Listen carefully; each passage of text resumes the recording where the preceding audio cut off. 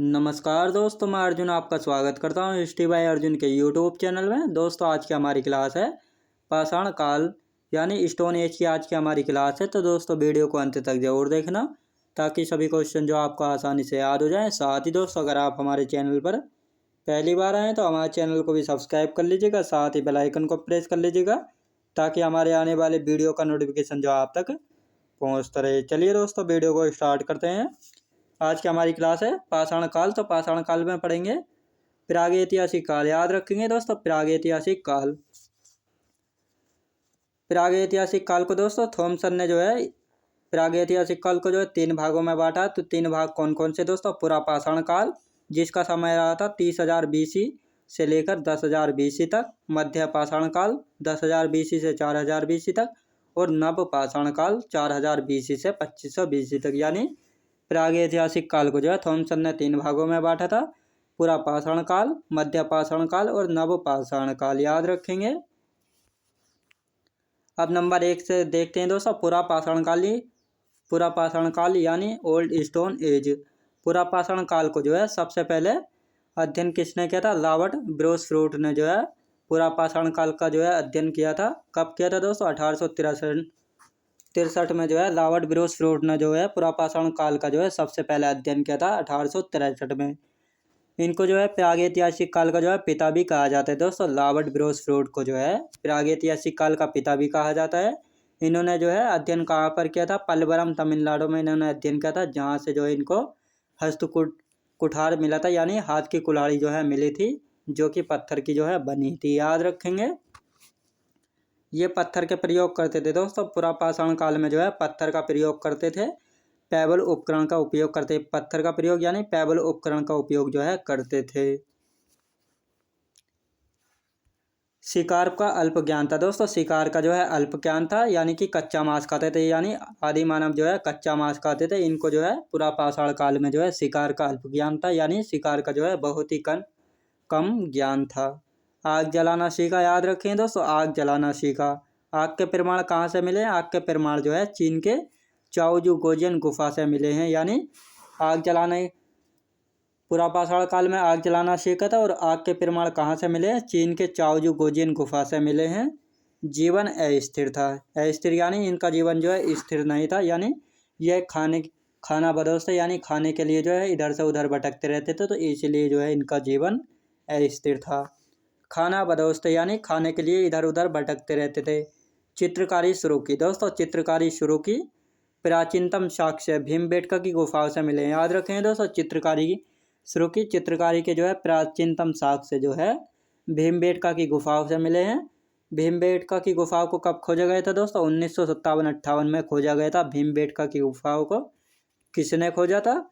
विष्णु श्रीधर बाकड़कर ने खोजा था। याद रखेंगे दोस्तों, भीमबेटका की गुफाओं को जो है 1957-58 में खोजा गया था। किसने खोजा था? विष्णु श्रीधर बाकड़कर ने। याद रखेंगे।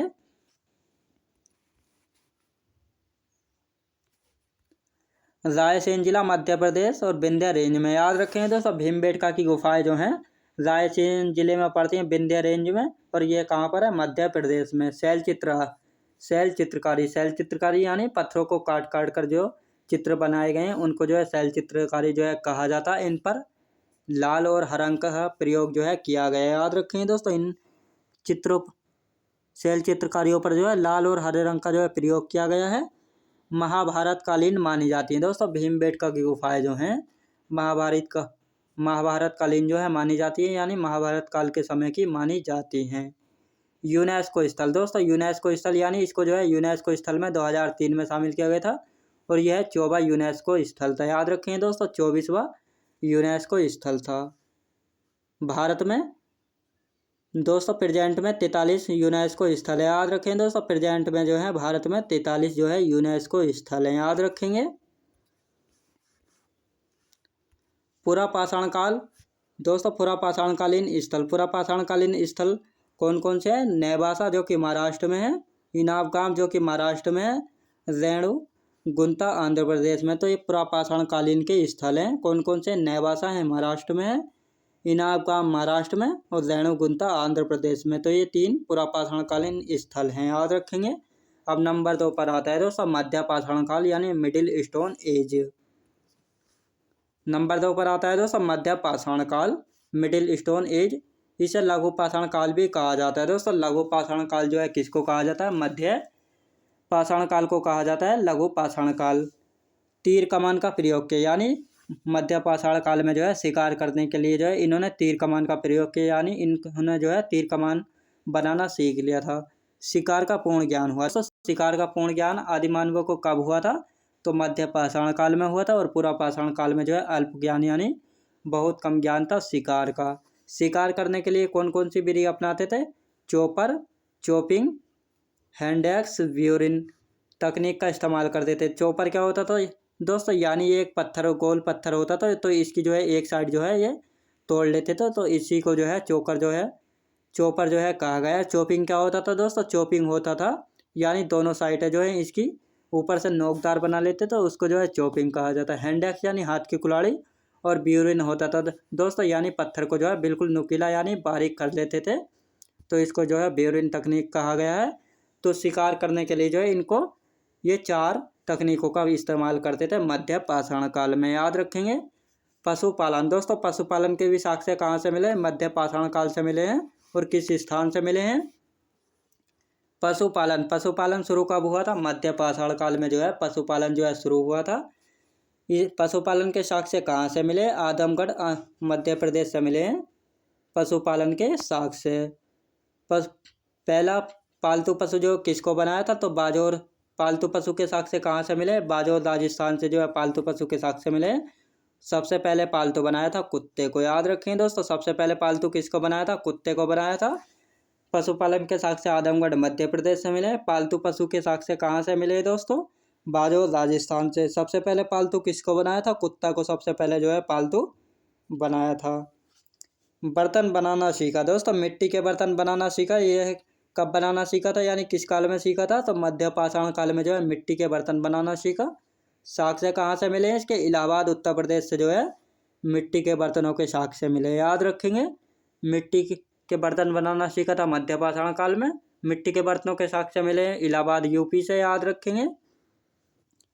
मध्य पाषाण काल के प्रमुख स्थल यानी मध्य पाषाण काल के प्रमुख स्थल कौन कौन से हैं? प्रमुख स्थल यानी साइट संगनकुल्लू जहाँ से राग का टीला मिला है जो कि कर्नाटक में है। जलहल्ली कर्नाटक में। कुचाई उड़ीसा में। यानी ये 3 साइटें मिली हैं।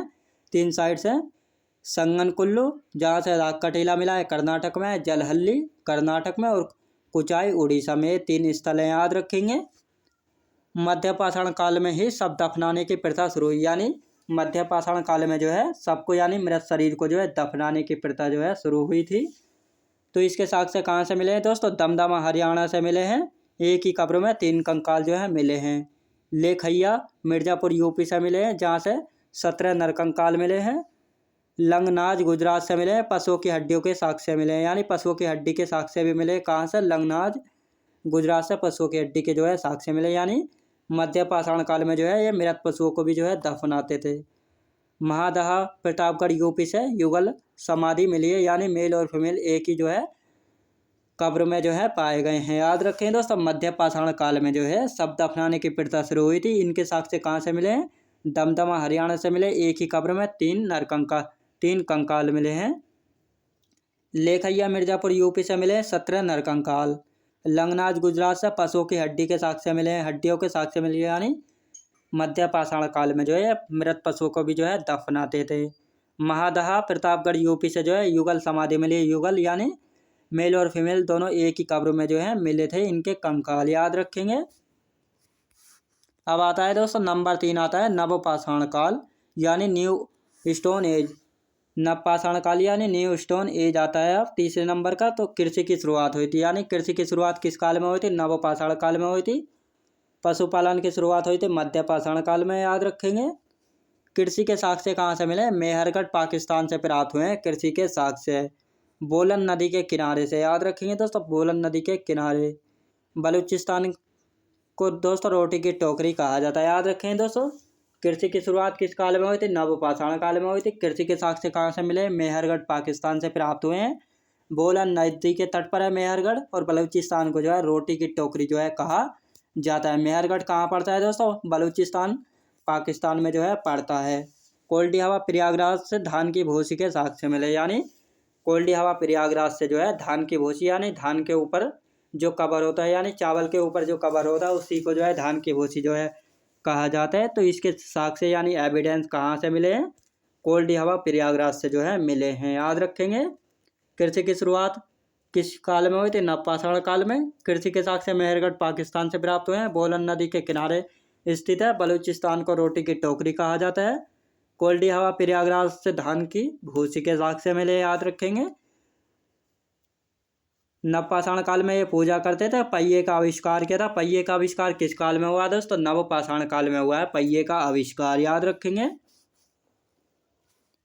इस काल में छोटे पत्थर जिन्हें माइक्रोलिथ कहते हैं का सबसे ज्यादा प्रयोग जो है हुआ दोस्तों। पाषाण काल में जो है छोटे पत्थर जिन्हें जो है माइक्रोलिथ के नाम से भी जानते हैं, इनका जो है सबसे ज्यादा प्रयोग हुआ था नवपाषाण काल में। शिल्प का प्रयोग दोस्तों, शिल्प का प्रयोग किस काल में हुआ? नवपाषाण काल में। नवपाषाण काल में स्थायी आवास शुरू हुआ, यानी नवपाषाण काल में जो है स्थायी आवास शुरू हुआ था। स्थायी यानी एक जगह रहना जो शुरू कर दिया था। जब इन्होंने कृषि की शुरुआत किस काल में हुई थे दोस्तों? नवपाषाण काल में हुई। जब इन्होंने बीज बोया है यानी किसी की फसल को बोया है, तो उसके लिए जो है इन्हें 5-6 महीने तो वेट करना होगा उसकी जो है फसल लेने के लिए। तो इसीलिए जो है इसका नवपाषाण काल में जो है स्थायी आवास को जो है शुरू हुआ, यानी एक जगह जो है इन्होंने रहना जो है शुरू कर दिया था। लेकिन पूरा पाषाण काल में जो है इनका जीवन अस्थिर था, याद रखेंगे दोस्तों। अस्थिर यानी स्थायी नहीं था। नवपाषाण काल के प्रमुख स्थल यानी साइट। नवपाषाण काल के प्रमुख स्थल एवं साइट कौन कौन से हैं? पीकलीहल और हल्लोर। ये साइट है कहाँ पर है? कर्नाटक में है। पीकलीहल और हल्लोर। उतनूर तेलंगाना में है। चिरांद साइट जो है बिहार में है।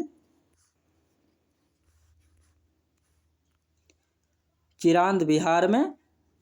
गुपकराल जम्मू कश्मीर में। और गर्ताबास गुपकुराल जम्मू कश्मीर में, जहाँ से जो है गर्ताबास गड्ढे वाले घर मिले। गर्ताबास यानी गड्ढे में जो है घर मिले हैं। बुरझोम जम्मू कश्मीर में। और मानव के साथ कुत्ते का शव भी यहाँ से जो है मिला, यानी जम्मू कश्मीर के बुरझोम से जो है मानव के साथ जो है कुत्ते का शव भी मिला, यानी एक ही कब्र से जो है कुत्ते और मानव का शरीर यानी मानव का कंकाल जो है एक ही कब्र से प्राप्त हुए हैं। तो कहाँ से? बुरझोम जम्मू कश्मीर से। दाऊजली हेडिंग दोस्तों, दाऊजली हेडिंग जो है असम में है। और जहाँ यहाँ से जो है जेडाइट पत्थर जो है स्थित है, याद रखें दोस्तों। जेडाइट यानी विशेष पत्थर। हथनोरा मध्य प्रदेश की साइट है। यहाँ से जो है मानव खोपड़ी जो है मिली है, याद रखें दोस्तों। मानव खोपड़ी यानी कहाँ से मिली है? हथनोरा से मिली है मानव खोपड़ी, जो कि मध्य प्रदेश की साइट है, याद रखेंगे दोस्तों। अब नवपाषाण काल के बाद आता है ताम्रपाषाण काल, यानी नवपाषाण काल के बाद के समय कहा जाता है दोस्तों ताम्रपाषाण काल जो है कहा जाता है। ताम्रपाषाण काल नवपाषाण काल के बाद के समय कहा जाता है ताम्रपाषाण काल। या इस काल में जो है तांबे की खोज हुई थी, याद रखेंगे दोस्तों। ताम्रपाषाण काल में जो है तांबे की खोज हुई थी। यहाँ से मानव द्वारा प्रयुक्त पहली धातु थी दोस्तों। मानव द्वारा प्रयुक्त पहली धातु कौन सी थी? तांबा थी। तांबा दोस्तों पहली धातु है जिसका सबसे पहला प्रयोग किया था मानव द्वारा। और कांसा पहली मिश्र धातु थी जिसका सबसे पहला प्रयोग किया, याद रखेंगे। तांबा पहली धातु थी जिसका सबसे पहला प्रयोग किया। और कांसा जो है पहली मिश्र धातु थी जिसका सबसे पहले जो है प्रयोग किया, याद रखेंगे। अब आते हैं दोस्तों प्रमुख संस्कृति यानी व्यवहार यानी रहन सहन। इनका रहन सहन कैसा था? तो गणेश्वर संस्कृति थी कहाँ पर? राजस्थान में। आहड़ संस्कृति थी राजस्थान में। बालाथल संस्कृति थी राजस्थान में। कायथा संस्कृति मध्य प्रदेश में। जोरबे संस्कृति महाराष्ट्र में। नवटा संस्कृति मध्य प्रदेश में। ताराडीह संस्कृति बिहार में। तो ये इनकी प्रमुख संस्कृति यानी रहन सहन थे। गणेश्वर संस्कृति राजस्थान में। आहड़ संस्कृति राजस्थान में। बालाथल संस्कृति राजस्थान में। कायथा संस्कृति मध्य प्रदेश में। जोरबे संस्कृति महाराष्ट्र। नवदा संस्कृति मध्य प्रदेश। ताराडीह संस्कृति बिहार में, याद रखेंगे। तो दोस्तों मैं उम्मीद करता हूँ आपको वीडियो क्वालिटी कंटेंट वगैरह सभी कुछ आपको पसंद आया होगा।